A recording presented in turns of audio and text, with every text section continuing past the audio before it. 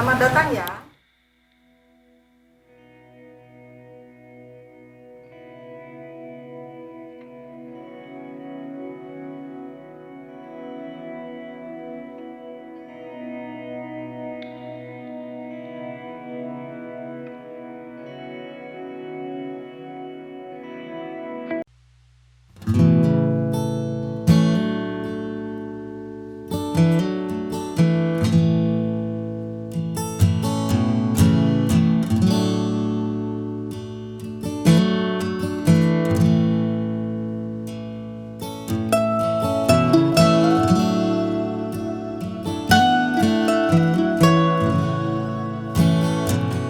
Saya nggak tahu ini disebut panggilan atau tidak.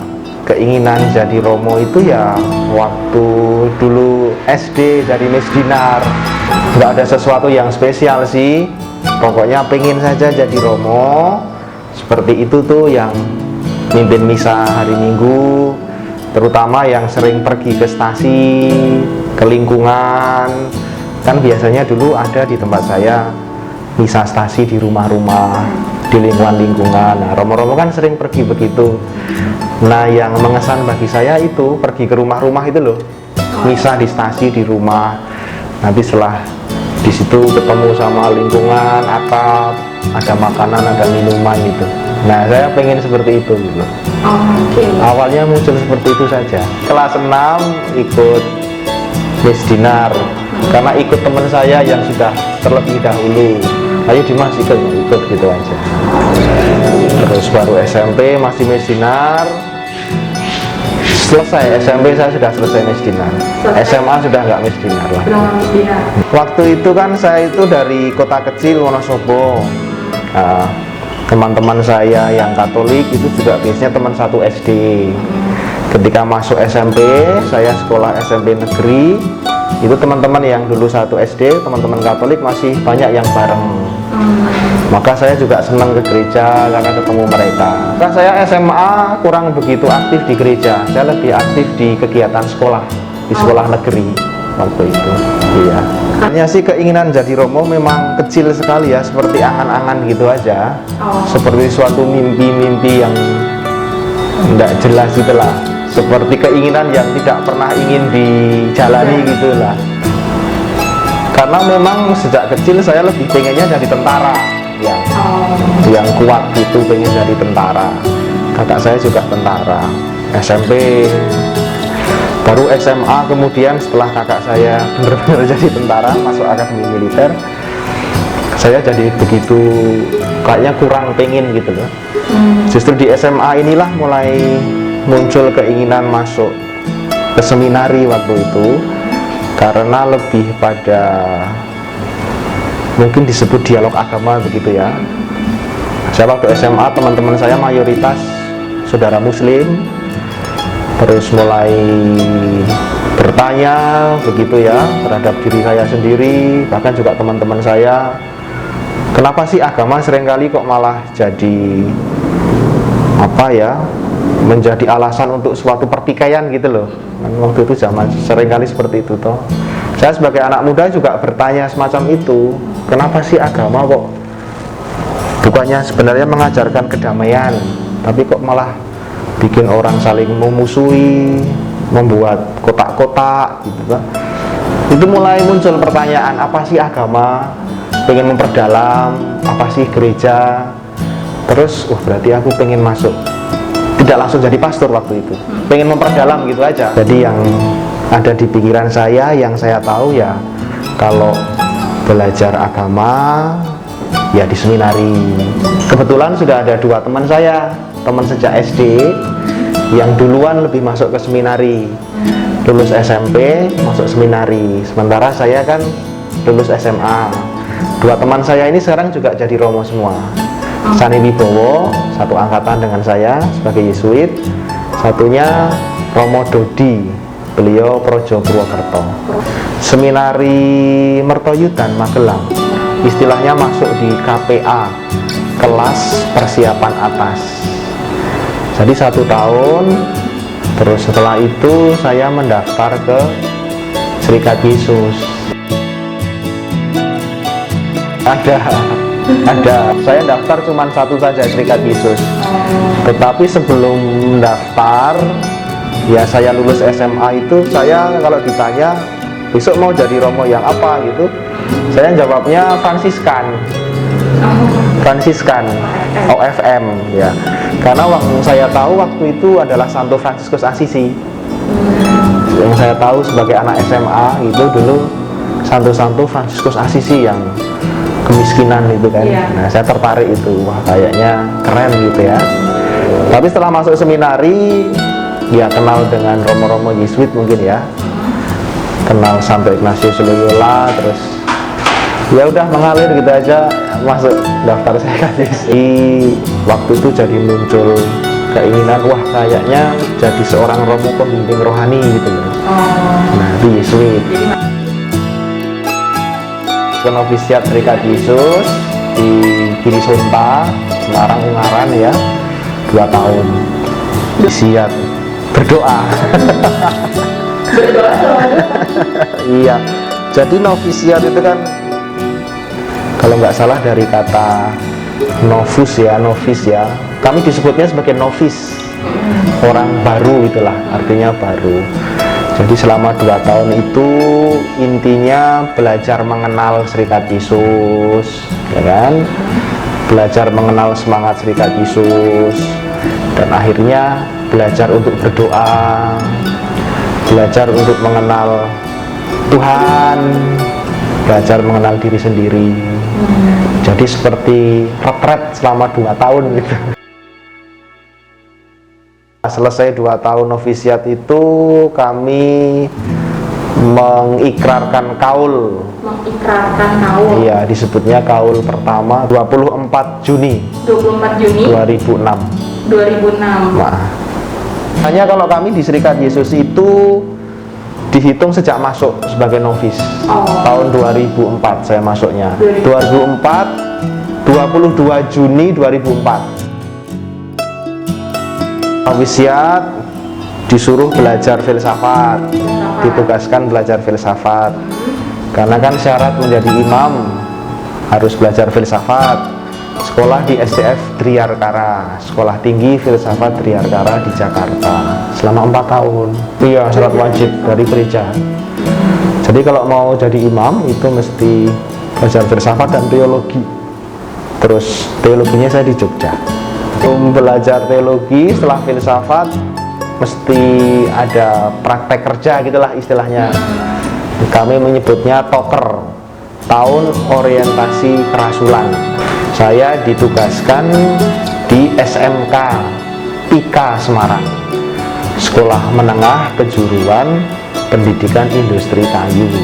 Saya mendampingi teman-teman yang belajar di sana selama 2 tahun. Jadi guru agama, tetapi juga jadi pamong. Kalau di sekolah Yesuit SMA itu kolesa ada namanya pamong atau moderator. Jadi kayak guru di bagian kesiswaan yang menemani anak-anak belajar teologi, lulus dan seterusnya. Ini kan semakin dekat imamat, saya ditahbiskan diakon. Jadi saya diakonat 2016, betul, 2016 Januari. Dari Januari sampai Desember saya menyelesaikan tesis. Selesai Desember, kemudian Desember Natal itu saya ditugaskan di Sanata Dharma, di kampus ministry, layanan kampus. Konkretnya begini, di Universitas Sanata Dharma ada suatu kapel begitu, kapel Philameninus.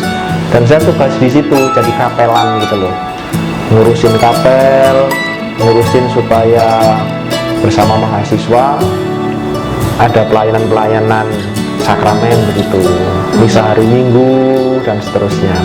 Jadi ngurusin kapel lah gitu. Bulan.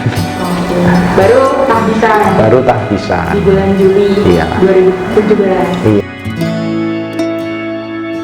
Pastor rekan di paroki Duren Sawit Santa Ana 3 tahun. 3 tahun. 2017 sampai 2020. Setelah itu pindah ke sini. Ke Blok B. Ke Blok B. Sampai sekarang. Kalau tertarik dalam arti wah itu ada mbak-mbak yang cantik itu ya ada juga, tapi bahwa tertarik kemudian pengen menjalin suatu hubungan yang serius gitu saya belum pernah.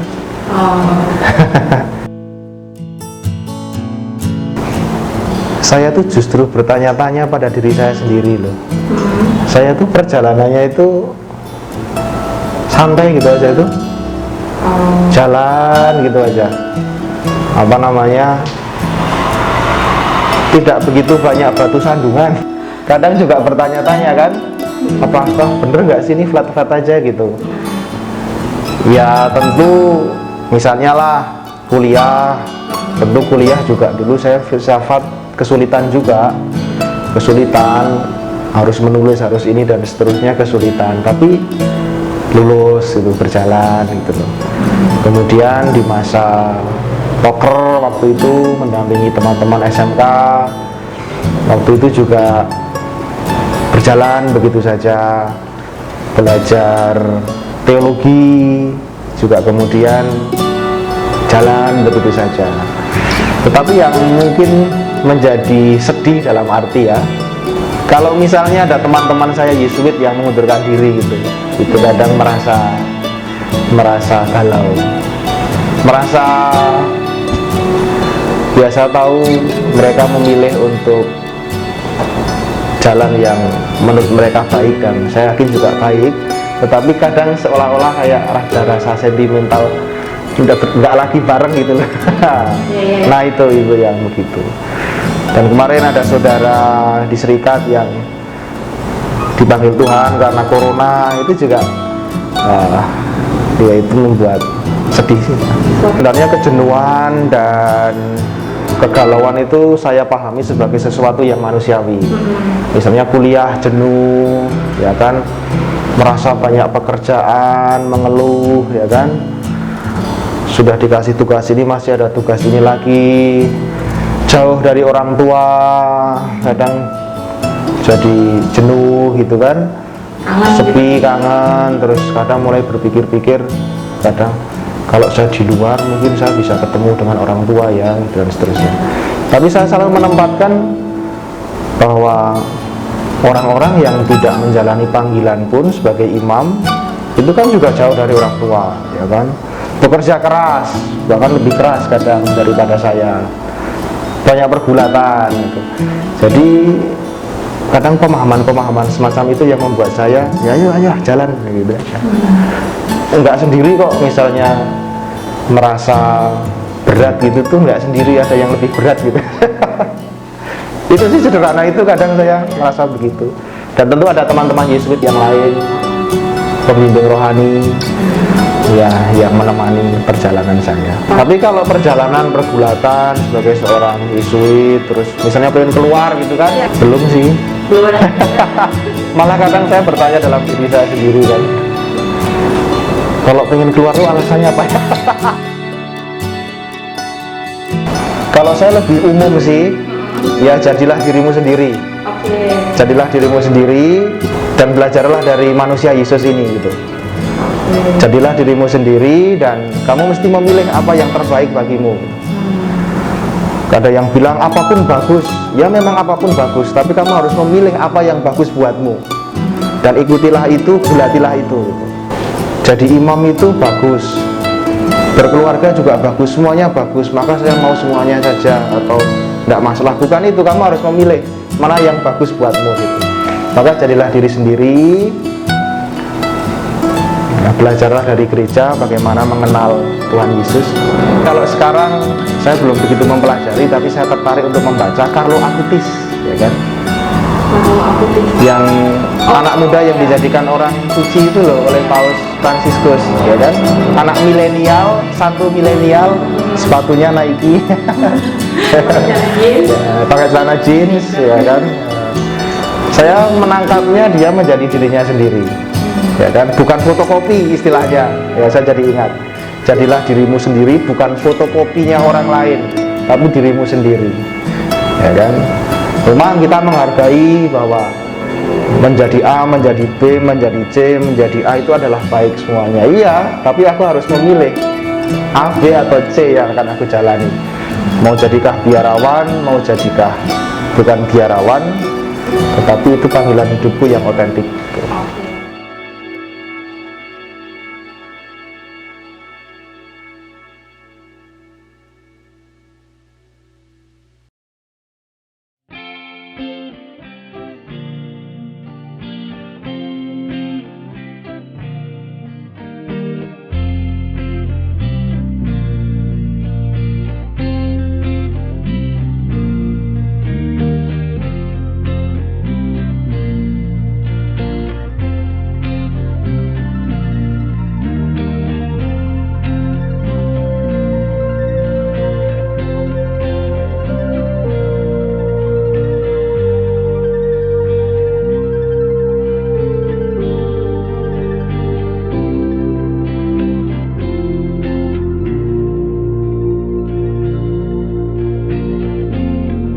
Oke, untuk menjadi Buddher, untuk semacam apa ya, semacam cita-cita saya kecil kan. Kalau saya boleh kembali ke belakang, saya melihat nampaknya saya baru tumbuh panggilan itu setelah saya kelas 3 SMA. Jadi sejak saya TK, SD, SMP sampai kelas 2 SMA, saya belum tumbuh yang namanya ingin menjadi biarawan, itu belum ada. Baru ketika saya menginjak ya kurang lebih kelas 3 lah gitu ya. Mungkin banyak hal ya. Yang pertama nih ya, mungkin juga kita kira-kira ya, karena saya sejak kelas 1 SLTA sudah tinggal dan belajar bersama Buddher FIC.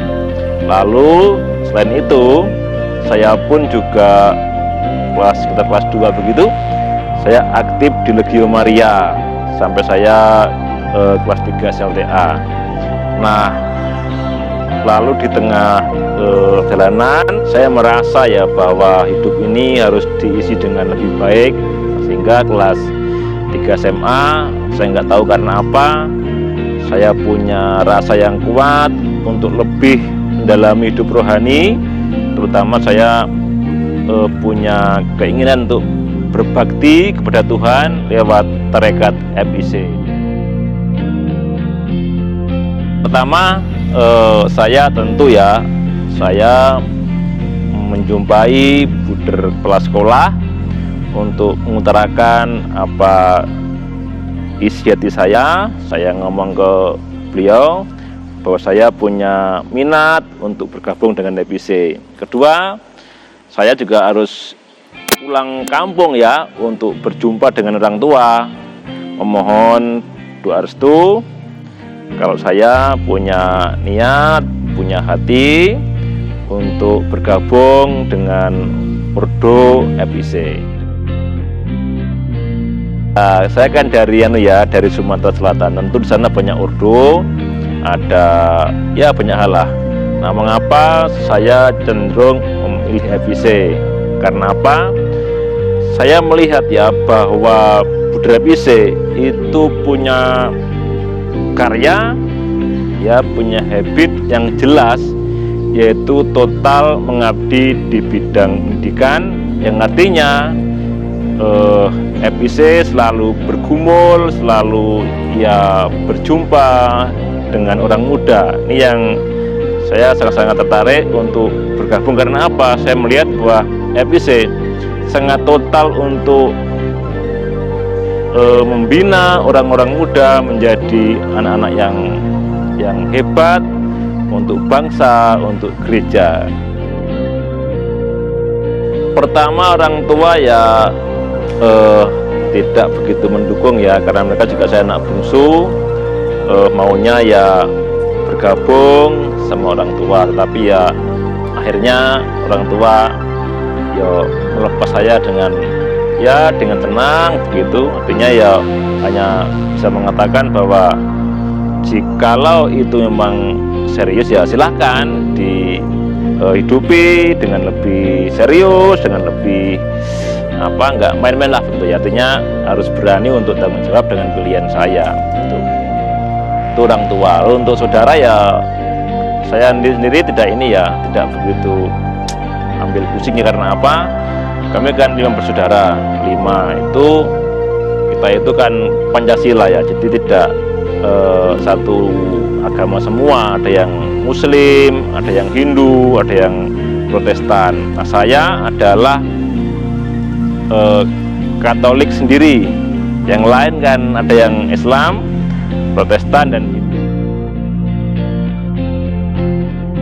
Sama, saya harus mendaftar dulu. Setelah mendaftar, ikut tes diterima, lalu saya memasuki masa postulat atau masa lebih mengenal lah kepada tarekat.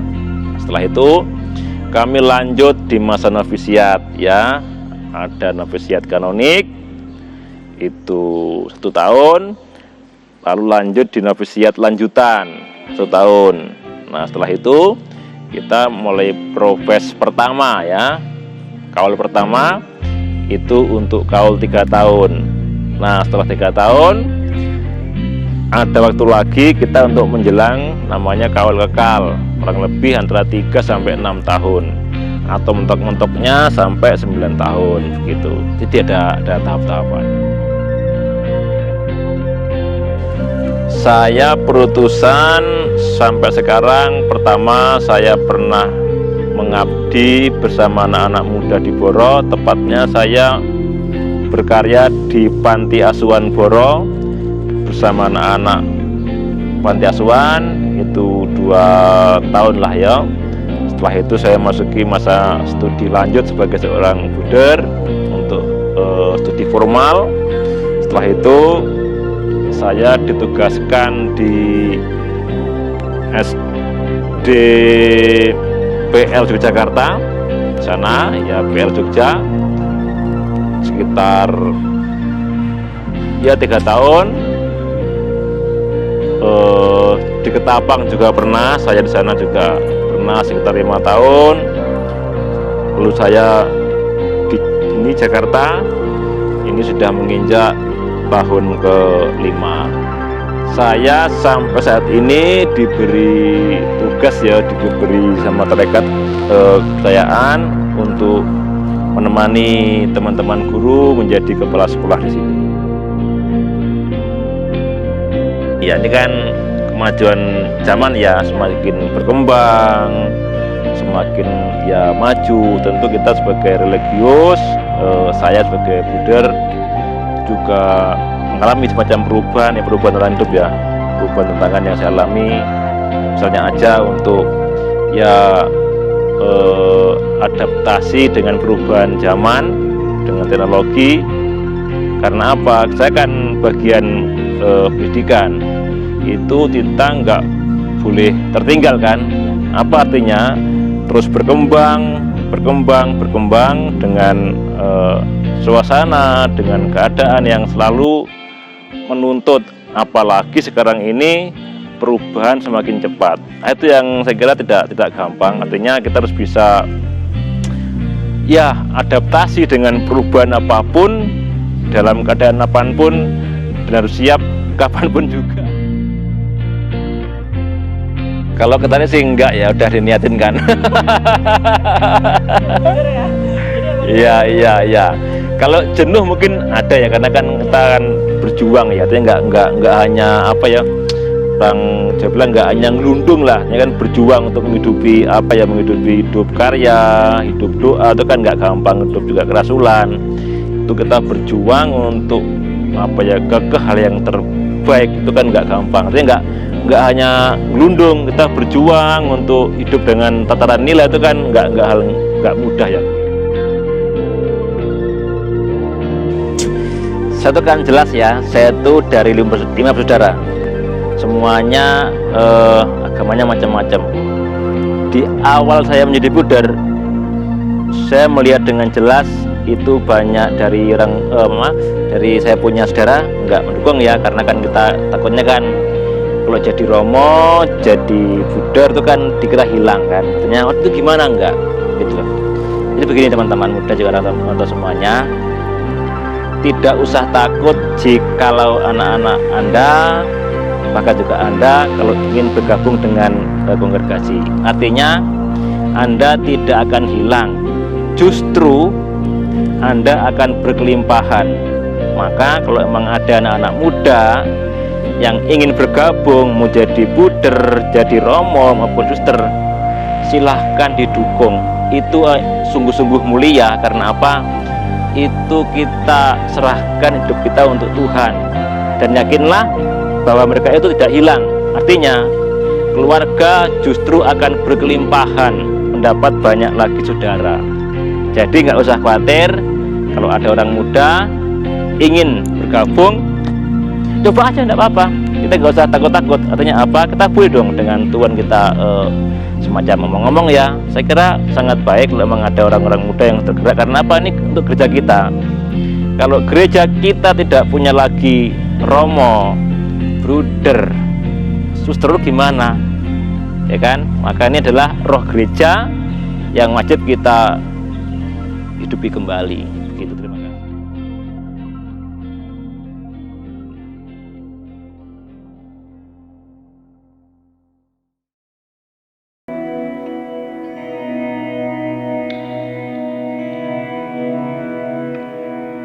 Halo Irfan. Selamat pagi, Suster Kualena. Selamat datang di Jalan Pakualaman Samba.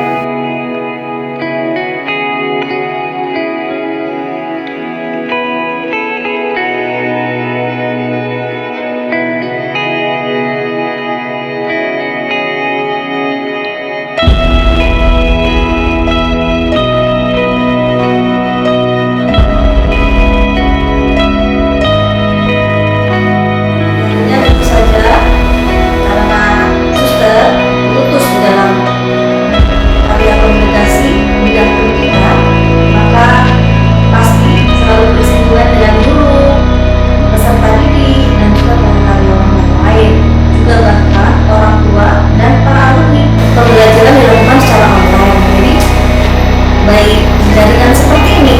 Jadi setiap pagi kita guru-guru, para murid sudah bersiap memulai pembelajaran pukul 8.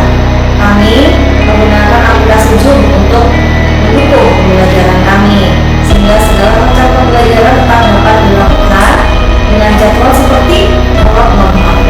Tetap ada jadwal pelajaran, kemudian tetap ada ulangan semua dilakukan secara tertarik untuk menjadi seorang suster ketika saya kuliah. Waktu SMA sebenarnya sudah mulai tertarik, tapi hanya tertarik melihat bajunya suster. Itu suster yang konkret seperti itu, tapi hanya melihat. Kemudian lupa. Nah, setelah kuliah, suster kuliah di universitas yang disitu banyak ada suster dan buder serta pastor. Kuliah juga menjadi teman, sehingga sering kerja kelompok bareng. Kemudian di kelas juga sekelas dengan suster. Nah, maka keinginan itu ternyata muncul kembali, dan suster ingin sekali hidup seperti mereka. Maka suster beranikan diri untuk menyampaikan ke orang tua, pertama kepada ibu dan selanjutnya kepada bapak saya. Tapi apa yang terjadi? Bapak saya mendukung, ibu saya tidak. Usaha saya waktu itu luar biasa, Irfan ya. Bagaimana caranya meyakinkan ibu saya? Wah, itu luar biasa. Pertama dengan doa tentunya. Yang kedua, kita selalu berusaha memberikan yang terbaik kepada ibu. Juga apapun yang diberikan kepada kita berusaha bertanggung jawab bahwa kita bersungguh-sungguh. Juga termasuk pilihan suster untuk masuk biara. Itu suster tunjukkan dengan kesungguhan hati, dengan rajin berdoa. Kemudian juga ketika di gereja itu aktif, suster pernah jadi ketua mendikajikan ini. Suster tunjukkan dengan melayani di gereja dengan sungguh. Maka di situ ibu saya melihat, oh iya ya, dia ingin sekali melayani dan terus melayani. Tapi belum juga disetujui ya kan. Setelah suster lulus kuliah, suster kemudian mengingatkan ke orang tua, Bapak, Ibu, apakah saya sudah diizinkan masuk biara? Belum. kamu harus bekerja dulu. Siapa tahu nanti kamu berubah pikiran. Nah, maka sebagai anak yang berbakti, suster waktu itu memilih untuk bekerja terlebih dahulu. Suster bekerja 1 tahun, dan setelah 1 tahun kembali suster minta izin. Apakah saya boleh mencoba masuk biara? Nah, melalui doa, kemudian juga hal-hal yang suster tunjukkan, sikap-sikap suster, apa ini ya masuk biara, akhirnya ibu saya mengizinkan. Merestui bukan mengizinkan. Oke, akhirnya saya merasakan betapa dukungan orang tua saya saat mendukung saya masuk biara, dan saya sudah diizinkan. Dan akhirnya sekarang saya ada di sini. Nah, belum ya. Kayaknya sih pernah lebih dari 1 kali gitu kan. Waduh. Tapi itu di masa-masa sebelum memutuskan ya suster ya. Di masa sebelum berani memutuskan, kemudian mencoba masuk ke pendidikan. Nah, setelah suster memutuskan dan direstui orang tua, suster masuk ke pendidikan suster CB, tentu saja untuk yang tadi kita maksudkan untuk pacar dan sebagainya tadi sudah say goodbye. Perjalanan hidup panggilan itu tak selalu lurus, tapi kadang berliku ya Irfan ya. Iya. Kadang sudah ditunjukkan, oh kamu nanti di biara ini, kamu sudah masuk di situ, tapi ternyata sekarang ditempatkan di tempat yang lain. Begitu juga dengan saya. Saya dulu di kongregasi yang lain juga kenalan bagaimana itu hidup membiara. Tetapi ternyata Tuhan menunjukkan tempat yang lain, bahwa saya sekarang ada di CB itu termasuk jalan panggilan yang sudah Tuhan tentukan untuk saya, dan saya bertumbuh bersama di kongregasi bersama Tuhan. Saya bertumbuh bersama Tuhan di kongregasi Suster-Suster Cinta Kasih Santo Paulus Borromeus. Awalnya dulu saya masuk sebagai aspiran. Aspiran itu calon sebelum masuk postulan. Nah, setelah beberapa bulan waktu itu saya menjalani masa aspiran, masa perkenalan dengan kongregasi CB. Akhirnya saya memberanikan diri untuk menjalani masa postulat. Saya menjadi postulat. Masa postulat saya jalani 1 tahun bersama dengan teman-teman seangkatan saya. Nah, setelah 1 tahun belajar mengenal tentang visi misi dari kongregasi CB, kemudian hidup keseharian bersama dengan para suster, akhirnya saya memberanikan diri untuk melanjutkan masuk novisiat.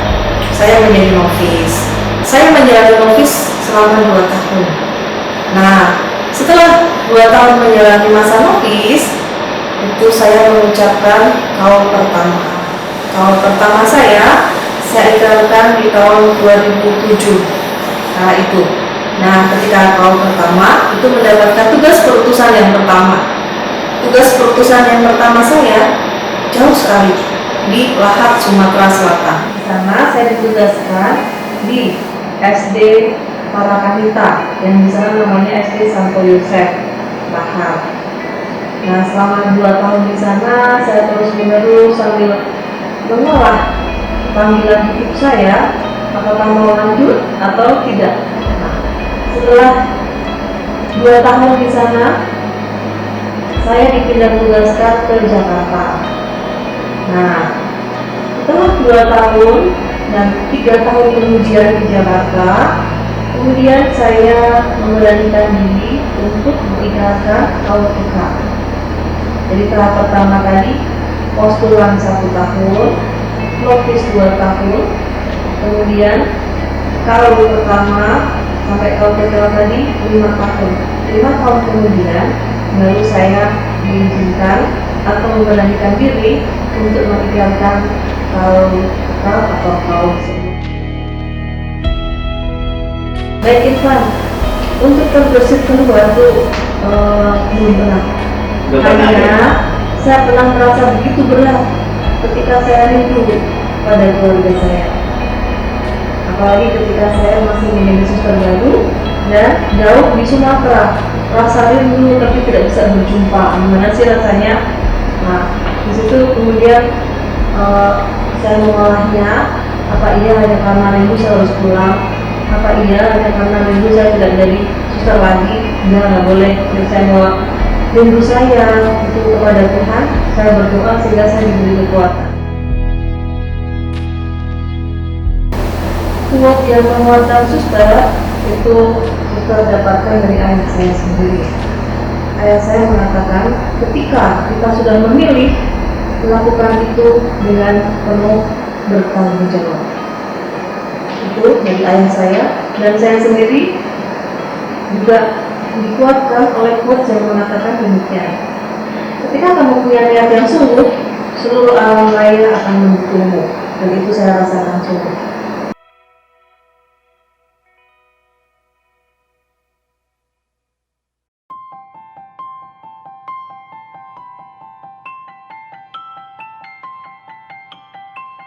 Jadi kakak kandung saya, Mbak,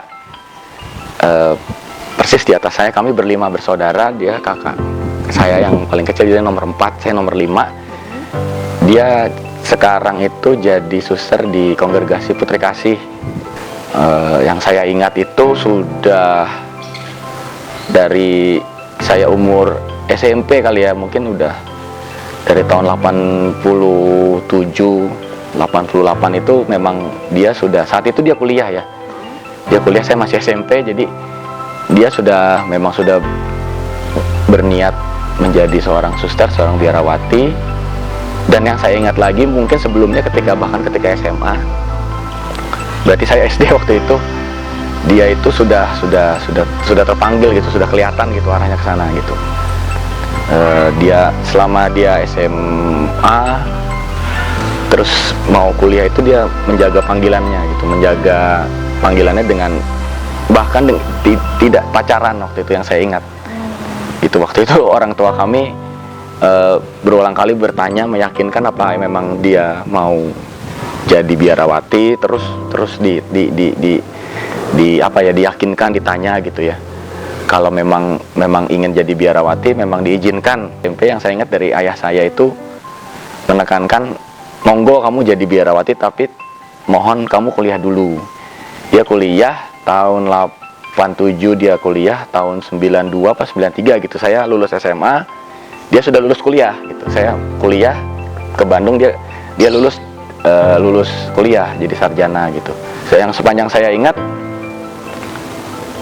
dia itu langsung mencari Kongregasi Putri Kasih. Waktu itu kalau nggak salah dia sampai ke Cilincing, waktu tahun segitu kan agak-agak serem ya. Jadi orang tua saya cukup cemas lagi tuh, yang saya ingat gitu. Jadi karena yang dipilihnya tuh kongregasi yang berada di daerah yang pada saat rawan tahun itu ya, tahun-tahun 90-an itu ya. Terus dia itu baru masuk novis kali ya, itu tahun 97 kalau nggak salah. Tahun itu dia pamit untuk masuk biara Putri Kasih. Tahun 2000 tuh dia sudah dihabiskan jadi suster yang saya ingat saya. Soalnya orang tua saya, ayah ibu saya ke sana, ke Kediri, ke biara di sana. Dan sejak itu malah saya agak nggak banyak cerita karena ya sudah sibuk masing-masing. Jadi dia sudah bertugas di sana sini gitu, sampai dia bertugas ke luar negeri segala macam, sampai jadi provinsial. Ya terakhir kabarnya yaitu dia sudah pensiun jadi provinsial gitu. Pastinya ada tarik ulur dengan keluarga juga, dengan keluarga besar, bukan keluarga inti juga ya. Tapi ketika suster memang sudah bisa meyakinkan orang tua dan saudaranya yang lain bahwa dia memang terpanggil, ya kami jadinya ya harus merelakan dan mendoakan ya saat itu ya, bahwa ya ini memang jalan hidupnya dia memang terpanggil menjadi seorang biarawati, menjadi seorang suster, dan pilihannya itu memang yang melayani kaum miskin, kaum marginal, kan di sekolah atau di rumah sakit ya, dia tidak di situ gitu ya. Itu yang menjadi faktor, awalnya menjadi faktor yang memberatkan gitu ya. Tapi ya itu sudah pilihannya, jadi ya kami mendukung dan terus mendoakan gitu ya. Dan sampai sekarang ya itu, kalau prinsipnya bahwa suster adalah milik milik umat, melayani umat. Jadi kami sendiri saudaranya kalau bertemu suster memang agak sulit, sekarang mungkin setahun sekali ya. Kadang saya harus mencegat dia di bandara gitu. Oh gitu. Jadi misalnya dia mau bertugas ke mana gitu ya, kami cegat di bandara, dia transit di Bandara Soekarno-Hatta, ketemu aja di situ di bandara, makan, udah gitu ya, dia harus check in lagi, harus boarding lagi, ya kami pulang gitu aja. Ketika ibu saya meninggal, suster lagi berada di Amsterdam kalau nggak salah. Jadi waktu itu nggak sempat melayat, udah di sana lagi pertemuan Putri Kasih kalau nggak salah, Daughters of Charity International waktu itu ya.